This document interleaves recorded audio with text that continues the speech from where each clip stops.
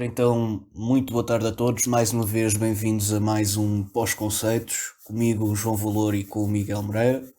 Desta vez aqui num formato um pouco diferente do habitual, em vez de eu e o Miguel comentarmos alguns temas da semana, fizemos uma pequena recolha de algumas perguntas dos nossos ouvintes na página do Instagram da Visão Política. E vamos dedicar esta sessão de hoje a dar a resposta a essas mesmas perguntas. Escolhemos aqui 6 perguntas que achamos que são adequadas e vamos tentar dar a melhor resposta possível às mesmas. Miguel, como é que estamos?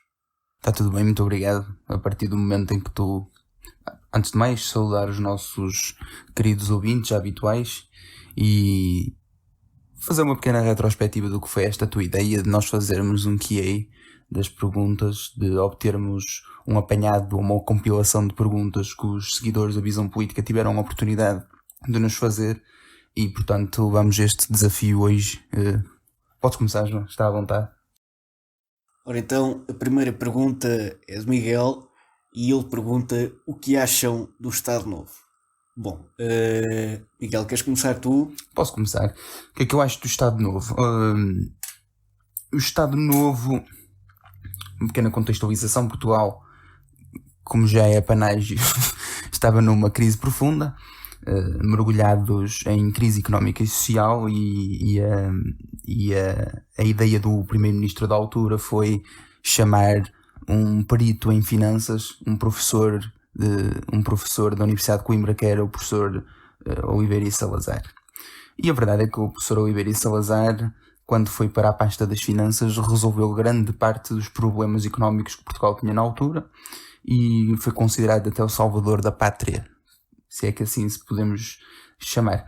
Mas a verdade é que foi mesmo ipsis verbis isto, foi considerado salvador da pátria. Há uma famosa imagem dele, que muitos conhecerão, que é a cara dele no corpo de Dom Afonso Henriques, e é uma imagem muito interessante. Isto para dizer o quê? Que essa imagem pensa-se que será do Estado Novo, mas na verdade foi feita por um autor desconhecido. Sim.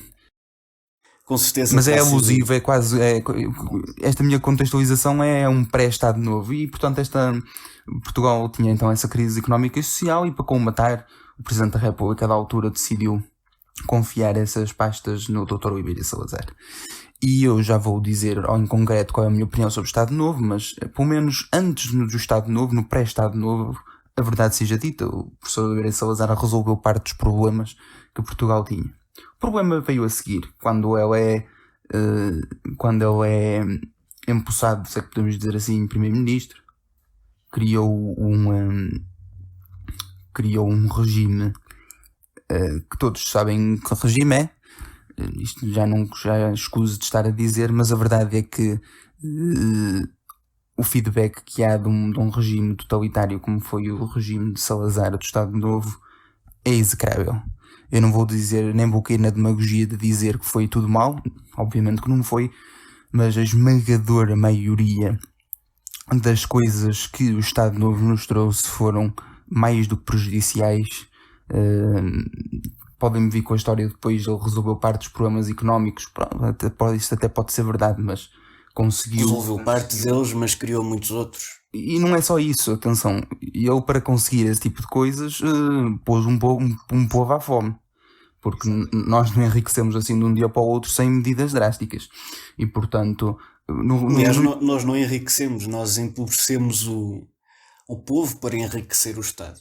Não é? Sim, basicamente. O povo já não estava bem, não é? Basicamente aquilo que foi feito foi... aliás, até há quem culpar, eu acho que é uma comparação um bocado ridícula, mas há quem compare aquilo que o Salazar fez com aquilo que o Passos Coelho fez, que no fundo foi diminuição da despesa e aumento da receita.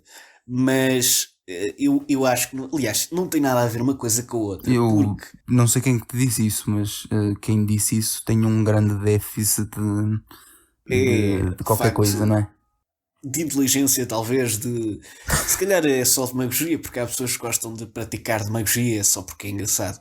Mas não tem nada a ver uma coisa com a outra, porque uma coisa é quando nós temos uma economia a colapsar por uma dívida e o que está a ser feito acaba por ser uma recuperação da economia, e outra coisa é quando estamos só a aumentar a receita e a tirar a despesa sem fazer nada à economia, que foi aquilo que Salazar fez. Sim, mas o que eu queria também dizer com isso, porque eu só me peguei na parte económica, foi o Estado Novo trouxe-nos uma ditadura. Não vale a pena pintar se foi pior ou melhor que as outras. Pá, para mim, as ditaduras são todas erradas e más. Mas não houve só consequências económicas, houve consequências de uma manutenção de um povo completamente analfabeto. Houve um déficit de escolarização. Podem vir com a história de que Salazar escolarizou mais, etc. Se calhar não fez mais do que a função dele. E a verdade é que nos trouxe um clima de terror com a PIDE. Isto aqui basicamente estou a debitar um bocado de história. Para concluir, foi mau, foi um regime mau, terrífico, levou a milhões de mortes. As pessoas que não morreram ficaram completamente doentes das guerras, e por muito que eu seja católico e não tenho nenhuma vergonha de o admitir, aquela teoria dos 3 Fs, na minha opinião, é descabida, e eu sou um defensor acérrimo das liberdades individuais no que toca a muita coisa, principalmente à liberdade religiosa. Posto isto, João, passo-te a palavra. Bom, de facto eu acho que tu aqui já fizeste no fundo um apanhado daquilo que deve ser dito. Acrescentar só que efetivamente foi uma ditadura, não é? Não vale a pena aqui andar a tentar disfarçar, e acho que é consensual que foi uma ditadura. Aquilo que não é consensual é se foi fascismo ou não. A minha opinião é que não foi, porque não havia no Estado Novo a ideia da criação de um homem novo. Havia sim a ideia do aproveitamento daquilo que já era o ser português. Aliás, no fascismo há quase a purificação racial, isto principalmente com o nacionalsocialismo, não é? De Hitler. Mas a verdade é que até aí o Estado Novo difere dessas ideologias. Para além disso, não foi um regime propriamente militarista, não foi propriamente um regime que industrializou, antes pelo contrário. Não teve muitas das características do fascismo, de maneiras que efetivamente eu não considero que seja. Há quem considere, mas pronto, isto depois. Mas também, desculpa, fazer um pequeno parênteses, porque há vários tipos de ideologias dentro da própria extrema-direita. Não tem que ser tudo fascismo. Exato. Ou tudo. Por acaso, eu acho que, na minha opinião, só mesmo para concluir aqui uma coisinha, há muitas características da governação do Estado Novo de Salazar do fascismo. Agora, também aceito a tua opinião e é uma visão devidamente fundamentada, portanto, não tenho por onde pegar. E também, eu também, para concluir aqui, eu condeno qualquer tipo de ditadura, não é? Sou um liberal no sentido de liberdade, de maneiras que efetivamente para mim o Estado Novo foi uma mancha. Eu se calhar não posso dizer negra, né? Porque uma mancha negra é racismo, mas foi uma mancha má na história de Portugal, e causou-nos bastantes problemas, dos quais ainda hoje vivemos as consequências, e dos quais ainda hoje as nossas antigas colónias vivem problemas, de maneiras que efetivamente não há muitos pontos positivos. Aliás, se encontrar dois, já será um feito. Bom, passando então à próxima pergunta. Esta pergunta é do Pedro Machado, e ele pergunta: quando uma live com Gonçalo Sousa e o Miguel Macedo? Assim, Miguel Macedo presumo que seja o ex-ministro. O Miguel também, acho que presumimos que seja o Miguel Macedo, não é? O ex-ministro. O Gonçalo Sousa, o único Gonçalo Sousa que eu me consigo lembrar é o youtuber, não é? Mas aqui, se a questão é entre eles os dois, se calhar é melhor falar com eles, não sei. Epá, só um ponto sobre o ponto anterior. O Miguel colocou a pergunta, não fui eu, só para ficar claro. Foi outro Miguel que por acaso desconheço, Sim. apenas conheço das redes sociais. Agora, sobre esta questão em específico, a pergunta é mais ao contrário. É quando é que eles ganham juízo e tomam a iniciativa de querer fazer um podcast comigo e com o João? Será quase isso. Bom, passando... Acho que esta pergunta já está fechada, não é? Também não tem muito por onde pegar. Passando à próxima pergunta, que é do Guilherme Ribeiro. Acham que o primeiro-ministro se vai demitir? Miguel, o que é que tens a dizer? É assim, outra pequena contextualização. Se há coisa que eu, para o bem e para o mal, isto é até de um ponto de vista não opinativo, mas não de um ponto de vista opinativo, mas de um ponto de vista analítico. O nosso primeiro-ministro é muito hábil, é muito político. É uma característica dele. Infelizmente usa mais para o mal do que para o bem, mas é muito hábil e é muito manhoso. É um político bom. E a verdade é que ele pode utilizar mais uma vez a sua habilidade para uma coisa não muito positiva, que é, vendo as sondagens a subir e o PS perto da maioria absoluta, pode provocar ele próprio uma crise política, pedir eleições antecipadas ao Sr. Presidente da República, e nas eleições antecipadas pode vencer por maioria, como algumas sondagens até vêm apontando.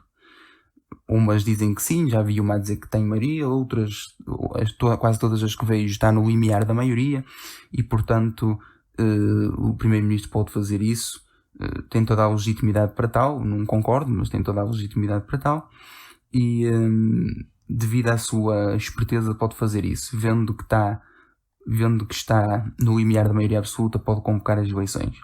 Não acredito que o vá fazer nesta altura, acredito até para mistificar esta minha razão que acabei de dizer de estar a ver com as sondagens da maioria absoluta, para mistificar isso pode ainda tentar para as televisões mostrar que quer negociar com o PCP. Mas, sinceramente, respondendo diretamente à pergunta, não sei porque não faço futurologia, mas pode acontecer, devemos estar preparados para acontecer, mas eu espero que não aconteça. E assim, pegando neste tema, tu deste aí um ponto de vista interessante, e eu também já vou pegar nele. Eu não acho que António Costa tenha vontade de se demitir, porque o António Costa não tem. António Costa gosta de poder, já demonstrou isso, até a partir de 2015, até demonstrou mesmo que gostava muito do poder de exercer o cargo de Primeiro-Ministro. Considero que será um tanto difícil demitir-se, mas tudo é possível, não é? E ele pode provocar uma crise política, aliás, como já tentou fazer em 2019, quase. Eu não percebi muito bem se o Dr. António Costa estava a sentir-se como um palhaço num circo ou se estava realmente ofendido. Provavelmente será uma mistura dos dois. Mas é assim, isso da questão das sondagens, da maioria absoluta, eu dou um certo valor às sondagens. As sondagens normalmente não costumam ser assim, não costumam ser muito diferentes daquilo que realmente é a votação, mas a verdade é que também em 2019, quase à porta das eleições, dizia-se que o António Costa, maioria absoluta, é um espetáculo, e foi-se a ver, e efetivamente ficou à porta da maioria absoluta, mas não teve maioria absoluta, e o PSD não teve um resultado. Davam até, no verão até chegaram a dar 19% para o PSD, que é uma coisa quase ridícula. Portanto, é como se costuma dizer, quase este clichê, as sondagens valem o que valem, mas eu acho que o Primeiro-Ministro, neste momento, só se vai demitir se efetivamente perceber que as coisas estão a correr muito para o torto e que vem um trabalho difícil, porque ele não vai querer ficar com uma mancha má, não é? Também José Sócrates em 2011 também estava ali a tentar ver se conseguia a maioria absoluta para executar o seu próprio programa, porque já sabemos que o Partido Socialista não convive muito bem com a negociação. Tem convivido porque precisa de se aguentar no poder agora, nestes últimos anos, mas não é tradicional do Partido Socialista a negociação. Tanto que no ano passado até houve digamos, divórcio com o Bloco de Esquerda e parece que as relações entre os dois partidos ainda não estão muito saudáveis. Mas lá está, eu acho que o Dr. António Costa só irá proceder à admissão se efetivamente ou tiver muitas certezas de que isto vai correr muito mal e que é melhor deixar a batata quente para o próximo, ou então se efetivamente as coisas estiverem a correr muito bem e ele conseguir a maioria absoluta.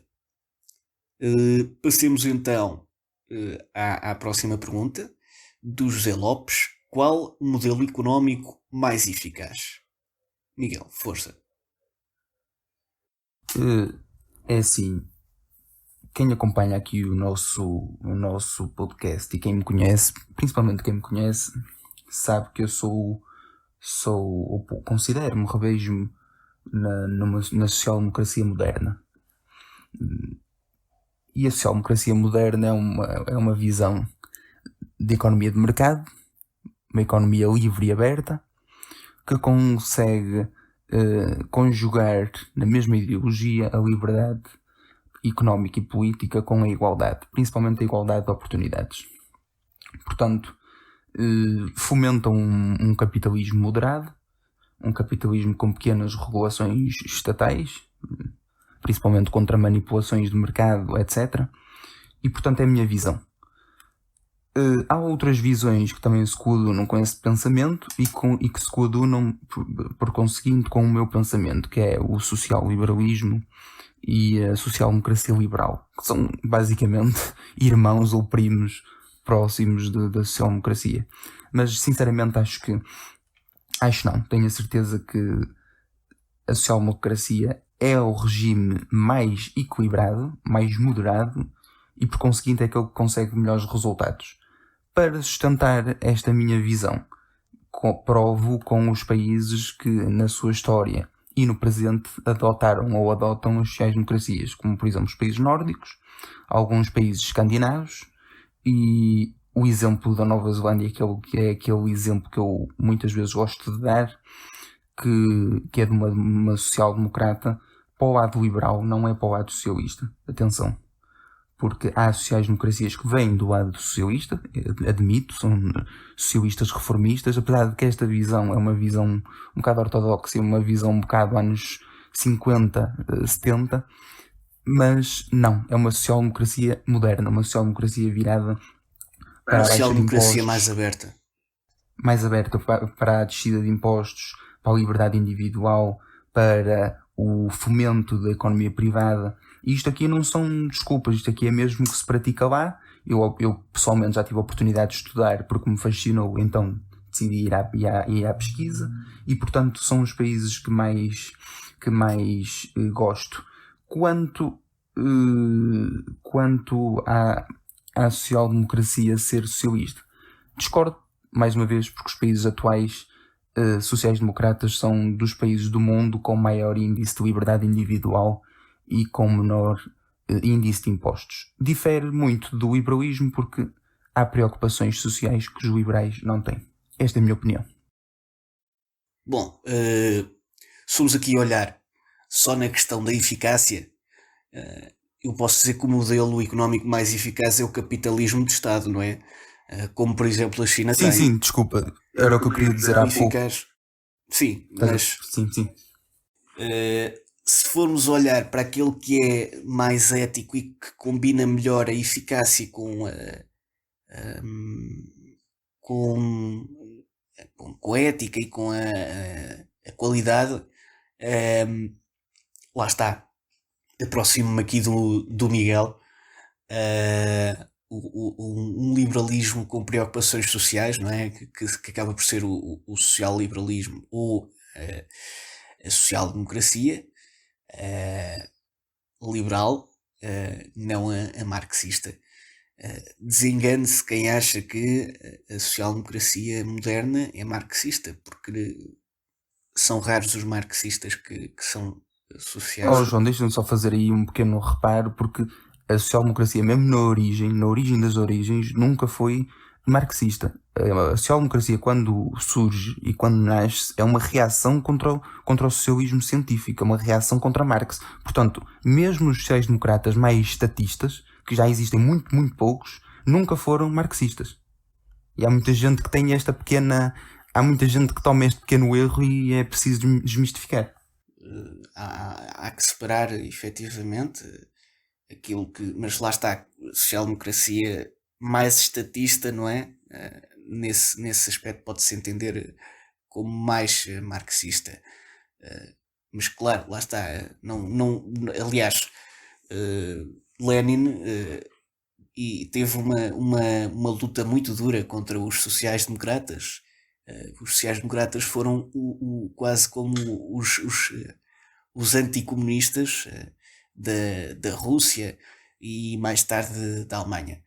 Mas efetivamente eu acho que o modelo liberal, social-liberal e social-democrata liberal é aquele que mais eficazmente combina eficácia com ética e qualidade de vida. Porquê? Porque permite que haja uma liberdade económica, não é? E ao mesmo tempo não deixa que as pessoas vivam muito mal, não é? Através do Estado Social.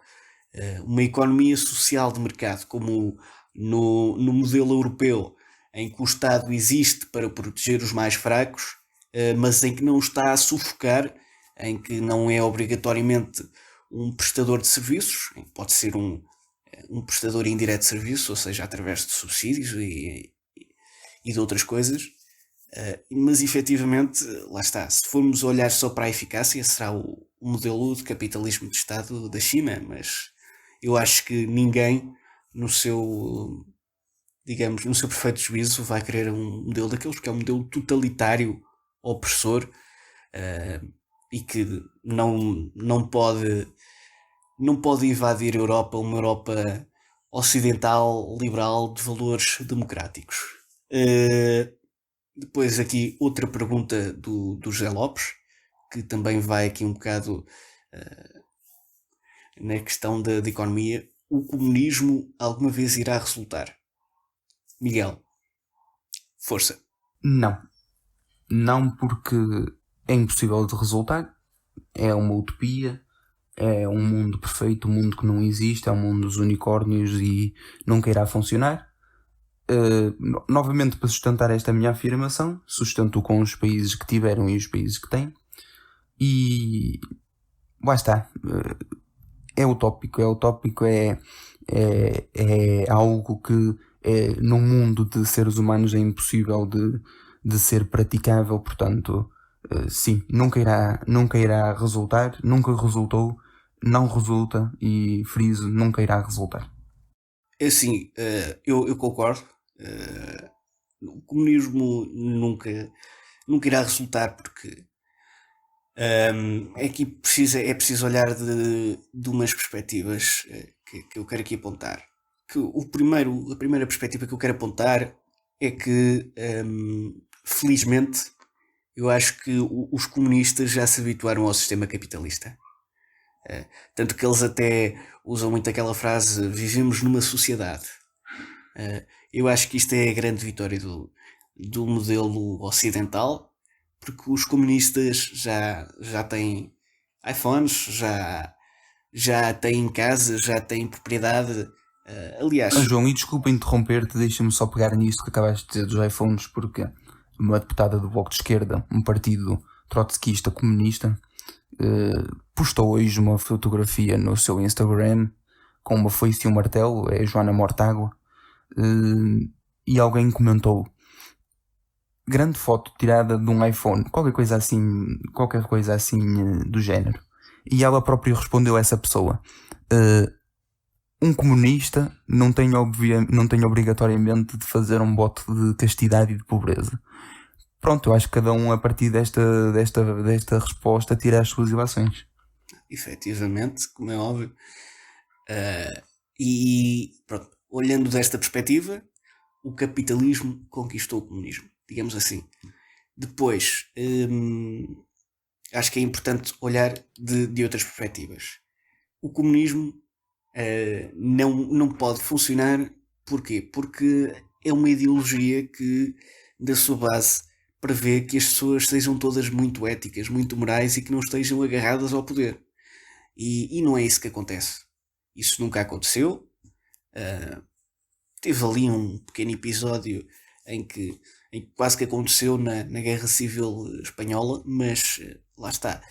Naquilo que são reconhecidos mundialmente como os regimes comunistas, não é? A União Soviética, a Coreia do Norte, a Venezuela, Cuba, etc. E efetivamente chegou-se à ditadura e parou-se por aí. Não se fez a transição para a sociedade sem classes.